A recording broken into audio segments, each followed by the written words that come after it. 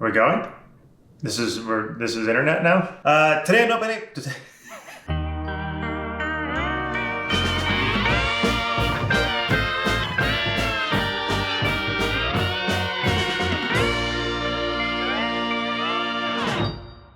on Don't Panic Pantry, we're making chicken stock. I think chicken bones, and just bones in general, are like the great affordability hack. You can take cheap things, chicken feet, backs and necks, a scant loose carrot, a celery, some leek tops, and you extract their pure essence out of them. You take the soul of the chicken, you extract it down into a golden liquid, and then that liquid is delicious. Making a lot of chicken stock is not that much harder than making a little bit of chicken stock, and chicken stock is great because you can freeze it really well. You can use it to make soups, you can use it to reduce down if you're making like a stew. You can cook rice in it, you can cook beans in it, you can cook pasta in it, you can do all kinds of amazing things. In my opinion, stock is unseasoned. It's an ingredient, it's a building block.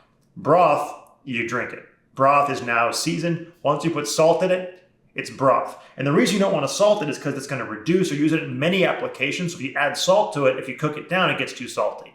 At the end of the day, all you need for chicken stock is chicken and water. But we're going to also add some aromatics to it. But to start, we're just going to take chicken bones and put them in a pot. The thing you want to keep an eye on is that you want to have enough room at the top that when it boils up, to be able to get that scum off and not have it sputtering and spilling all over your stove. Chicken bones, pot, water.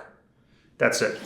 We want to leave enough room for it to have a little, so that's like a good little lip for us. Anything more than that, if you fill it up anymore, you'll just be slosh, boom. The first thing you want to do is you want to crank the heat. You want to lift all that scum out, let it boil to the top and skim it off. People like to say on the street, they stop me and they go, Noah, how long should I cook my chicken stock for? And the answer is kind of as long as you have.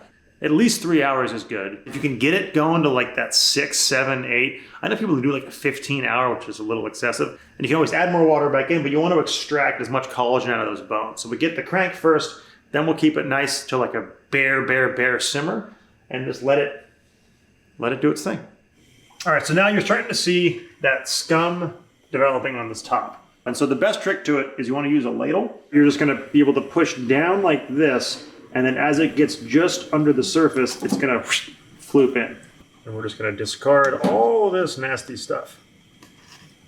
I think more people would appreciate the chicken soup they get when they're sick if they realized all the work that goes into it, all the brutal, like cauldron-like, medieval-looking work that goes into it. If you were homesick and I was out of town, would you go into the garage and take out a frozen chicken stock and make soup with it? You have frozen chicken stock in the garage? How long do you do this for? Till it's gone. Why do I ask? Why do I ask? I don't even need to be here. The classic carrot, celery, onion. Can't go wrong. Parsley's nice. Cut these off right here. Tie these guys off thusly. And that's just going to make it a little easier to fish it out later. 3 celery stalks. If you got any little nasty bits, you can take them off. Sometimes the tips look a little gnarly. Take those off. This has that little root end attached to it still, so that's going to help keep it together so it's not just falling apart. The one thing about leeks to keep in mind, they get real muddy. So you're definitely going to want to wash your leeks well. So I'm just going to take them, cut that. Gonna put these guys right in there. Got our parsley bundle, got our celery, and our carrots, our onions, a couple of bay leaves, some peppercorns, and then you just want to get it all nice and submerged. And now we'll just let this guy go for as long as kind of we are feeling like it.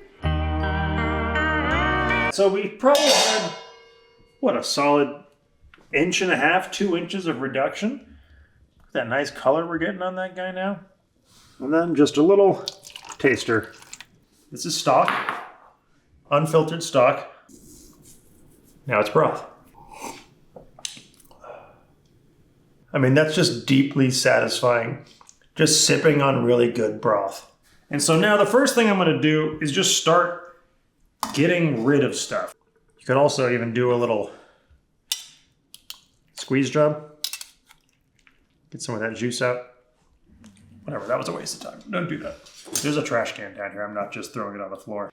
A lot of fat in there, but most of the big solids are gone now. Ideally, you're doing it one ladle at a time, at least to get the first bit of it through.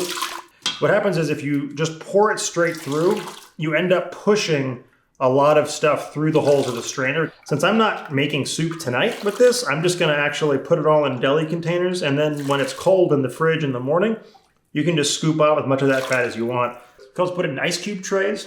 If you wanna have little ice cubes of stock, and you can put those, freeze them that way, put them in a freezer bag, and then you just got little, if you want a little like burst of chicken broth without having to defrost the whole thing. One thing to remember when you're freezing stock is that liquid expands in the freezer. So if you freeze stock and you fill it all the way to the top, the lids will pop off in the freezer. 7 quarts chicken stock. 1 plus 1 plus 1 plus 1 plus 1 plus 1 plus 1 is 7. Nailed it. I feel like because I'm pregnant, I can't taste salt, and so I have to add a lot of salt. But then my foot gets puffy. Is it enough salt?